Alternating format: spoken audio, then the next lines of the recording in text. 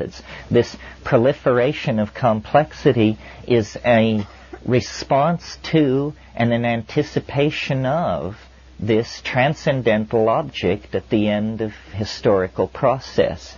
You see, if it weren't for our presence on this planet, even modern science at its present primitive state could give a fairly good accounting of what's going on, that out of complex polymers arose super complex polymers which were self-replicating, and that was life, and then you have an animal population. But the fly in the ointment of this rational model of reality is ourselves. We are clearly imbued with a higher dimension, which we call spirit, in a way that ordinary matter, when imbued with a higher dimension, is called life. In other words, we represent a different ontological level in the career of organization, because we hope, we despair, we plan, we remember, and we misremember. You know, we lie, we fabricate, we delude ourselves and other people. All of these things are uniquely human functions. Well, I think that shamanism, which is the focus of our concern here, is a kind of anticipating of the whole pattern. And that this is really the way to think about shamanism when thinking of it as a force that can steady and complete an individual human life. The shamans are not in history in the same way that we are.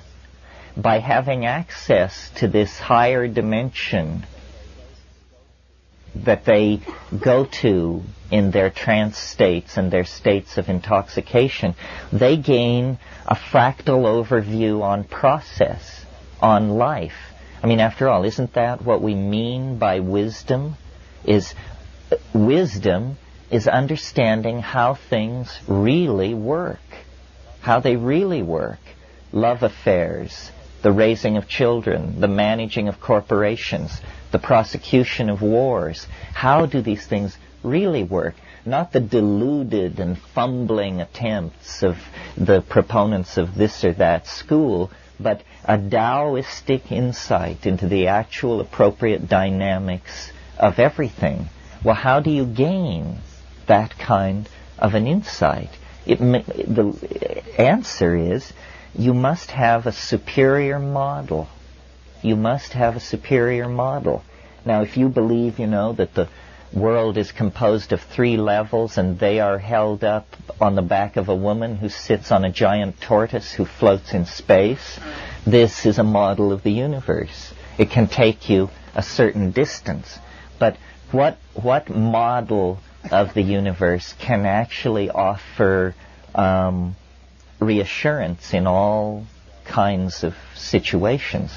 Well, strangely enough, I think that these models come from the frontiers of mathematics, that it is not mere coincidence that the storms of visionary hallucination that the shaman encounters are very much like the storms of form and color that are spewed out of a Cray 3 supercomputer when it conducts 1,000 iterations per second inside the Julius set or the Mandelbrot set or one of these other compound complex mathematical objects that we are beginning to see.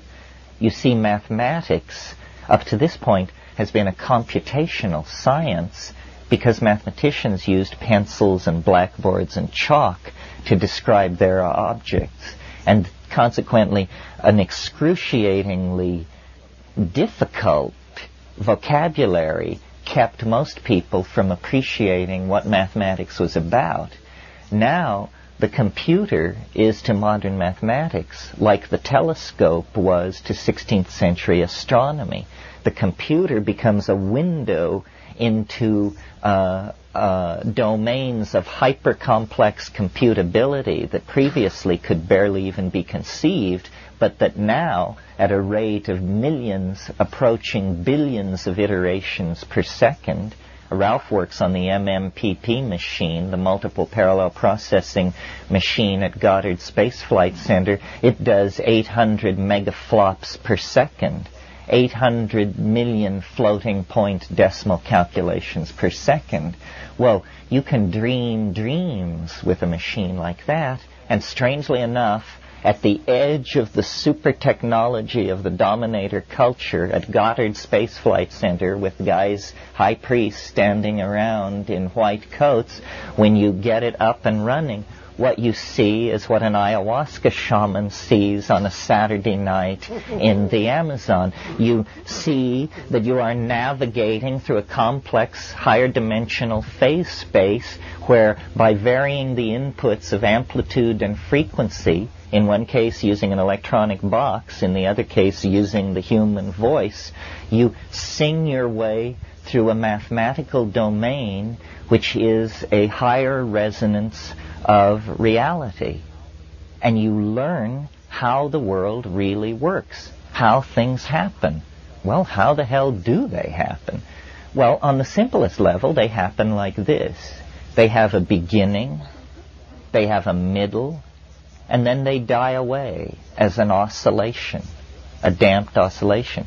Now, this simple truth to which we all nod assent is, in fact, the hardest thing, the hardest swallow there is for the dominator ego and the dominator personality. Because what this simple truth says, things come into being, they achieve their inflorescence and they fade away, is, as Heraclitus put it, pantithreia, all flows. Nothing lasts. Nothing is saved. And this is, our glory and our agony. That, the people we love and the people we hate are swept away by time. Empires, dynasties, continents are swept away by time.